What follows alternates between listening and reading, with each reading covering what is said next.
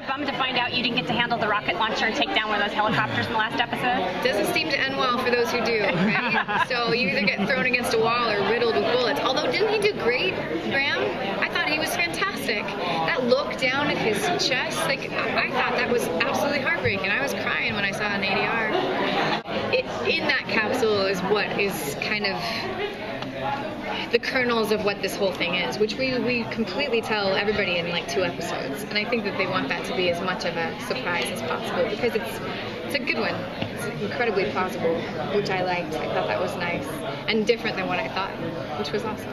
Didn't realize that she's as moral as she is. Maybe that was a surprise. And I know that sounds strange given how many people she's killed and what she's done, right? But I felt like that was interesting to me because I felt then you have kind of an anti-hero in a way who really does try to be heroic, and I love that. I thought that was fun.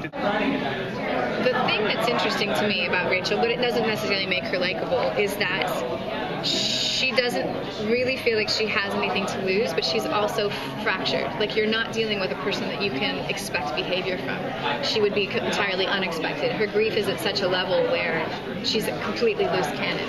And I would imagine it's because she probably just wants to die. Do you know what I mean? I don't think there's any worse pain, right? So it's about making sure that her daughter is all right, and it's about getting revenge, and I think the rest of it's really fascinating to me. But I think that fractured, damaged psyche is really where all of it gets fascinating to me, I think, as a woman and a mother. And I think they're still at odds. They have great moments of clarity, and it helps that Tracy's so lovely, you know, because we have a good relationship off camera. But yeah, it's sad. It seems like whoever's writing this specific stuff has a good idea of mother-daughter relationships, because there are moments of true joy and love, and then there's just, you know, 2 strong women headbutting.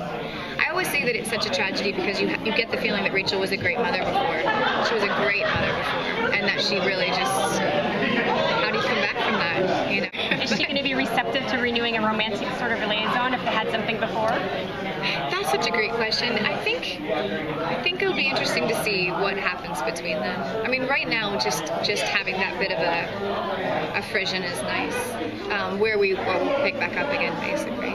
It's good. There's something there, and she seems a little bit overwhelmed with her grief at the moment and revenge, and I think romance would be the last thing on her mind. Yeah, I mean, it seems to me that, you know, you get that feeling. You're not quite sure if she's gonna kiss him or just hit him, like really hard. not like a little hit, but like a good one, you know. And I get that feeling from her all the time. Kind of, it seems like a manipulator in her own way, and if she senses that might be a way to get what she wants, ultimate revenge. Oh gosh, yeah, if she could get what she wanted through kissing him, she'd kiss him all day. Yeah.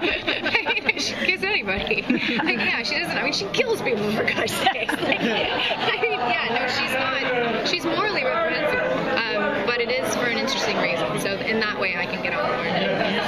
I like to think that it would be amazing if she were to get some sort of redemption. Maybe she doesn't think that she deserves it, or that she is entitled to it, or that it's even possible. But to me, it might be an excellent way to go to see what happens if she does indeed get it. So we're shooting the last episode right now. Everything that we talked about so far, all of those questions are answered, and the backstories to all of those are shown, not talked about, and that's my favorite thing. I can say that. I would much prefer to have the audience be able to see things than have us talk about what happens, and that happens a lot with some of these flashbacks, which is nice.